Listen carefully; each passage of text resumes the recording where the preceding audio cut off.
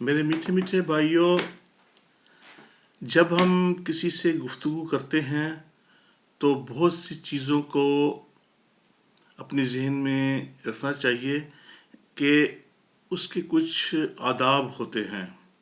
بات چیت کرنے کے، گفتگو کرنے کے آداب کو ملحوظ خاطر رکھتے ہوئے بات چیت کرنی چاہیے۔ کوئی فضول قسم کی بات چیت نہیں کرنی چاہیے جس سے ہمارے تمام گناہ جو ہے نا اس میں اضافہ ہو جائے، اور ہمیں چاہیے کہ ہم نیکی کی باتیں کریں، نیک کام کریں، تاکہ ہمارے گناہ بخشے جائیں، ہمارے گناہ دھو لیے جائیں۔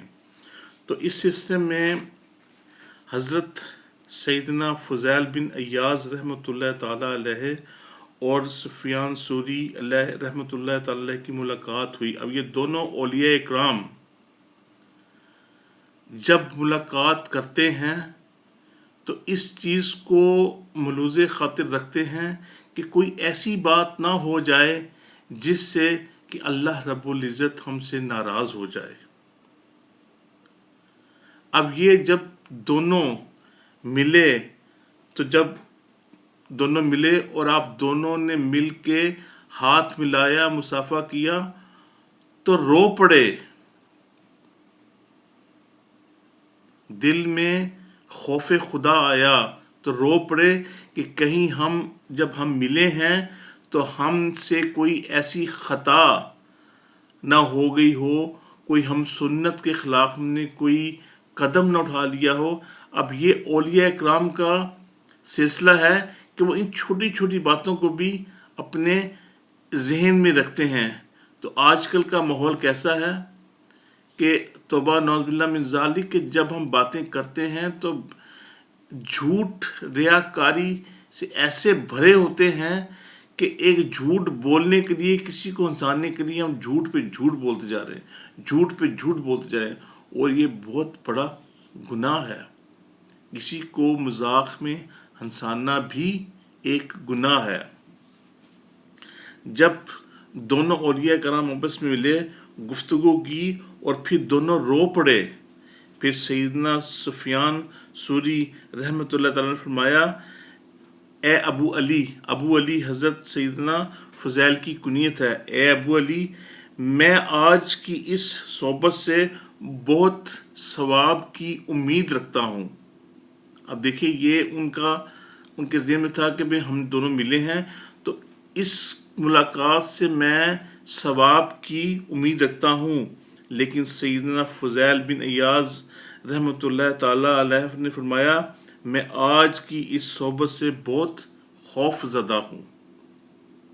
اب ایک ولی کے دل میں ہے کہ میں اس سے یہ امید رکھتا ہوں کہ ہماری اس ملاقات سے ہمیں ثواب ملے گا، اور دوسرے اللہ کا ولی ان کے ذہن میں ہے کہ ہماری اس ملاقات سے میں اس خوف زدہ ہوں کہ ہماری اس صحبت سے، اس ملاقات سے ہمیں کچھ گناہ نہ مل جائے۔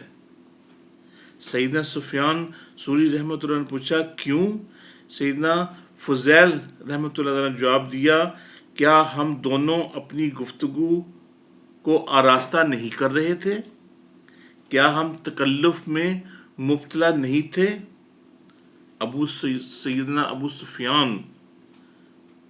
سیدنا سفیان ثوری رحمۃ اللہ تعالیٰ سن کر رو پڑے، اللہ کے خوف خدا سے رو پڑے۔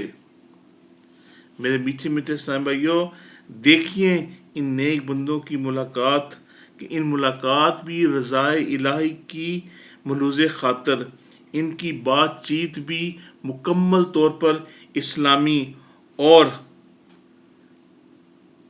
ہماری گفتگو، اب آپ کو پتہ ہے کہ ہماری گفتگو کہاں سے شروع ہوتی ہے اور کہاں پر ختم ہوتی ہے۔ اللہ رب العزت ہمیں ایسی گفتگو سے، ایسے کاموں سے بچنے کی توفیق عطا فرمائے۔ اور پھر جو اولیاء کرام جب بات کرتے ہیں تو وہ اس خوف سے رو پڑتے ہیں کہ آیا ہم نے جو بات کی اس میں کوئی ایسی بات تو نہیں کہہ دی جو کہ اللہ رب العزت کو پسند نہ گزری ہو، جو ناپسند ہو۔ جو نبی پاک صلی اللہ علیہ وسلم کو ناپسند ہو؟ اللہ رب العزت کے ہم ایسی وہ اللہ کے ولیوں میں ایسا خوف خدا تھا کہ بات کر کے رو پڑتے تھے کہ نہ جانے یہ بات اللہ رب العزت کو، پیارے آقا صلی اللہ علیہ وسلم کو پسند آئی ہے یا نہیں آئی۔ اس سلسلے میں نبی پاک صلی اللہ علیہ وسلم کا فرمان ذیشان ہے، جو شخص اس مقصد کے لیے بات کا ہیر پھیر سیکھے کہ اس کے ذریعے مردوں میں یا لوگوں میں دل پھانس لے، تو اللہ تبارک و تعالیٰ بروز قیامت اس کے فرض بھی قبول نہیں فرمائے گا اور نوافل بھی قبول نہیں فرمائے گا۔ حضرت علامہ شیخ عبدالحق محدث دہلوی رحمۃ اللہ تعالیٰ اس حدیث کے تحت فرماتے ہیں کہ اس سے مراد یہ ہے کہ دوسروں کو تسکین دینے کے لیے آپ کوئی ایسے الفاظ استعمال کریں کہ جو کہ تہذیب کے دائرے سے دور ہیں، لوگوں کو خوش کرنے کے لیے جھوٹی کہاوتیں سنائیں، لوگوں کو خوش کرنے کے لیے جھوٹ موٹ کا اخلاق پیش کریں۔ تو اس چیز سے بچیں۔ اس چیز سے بچنے کے لیے ہمیں اپنے آپ کو اسلامی تعلیمات میں ڈھالنے کی ضرورت ہے۔ ہمیں چاہیے کہ ہم اسلامی تعلیم حاصل کریں، علم حاصل کریں۔ اسلامی علم سے ہمیں بہت کچھ حاصل ہو سکتا ہے۔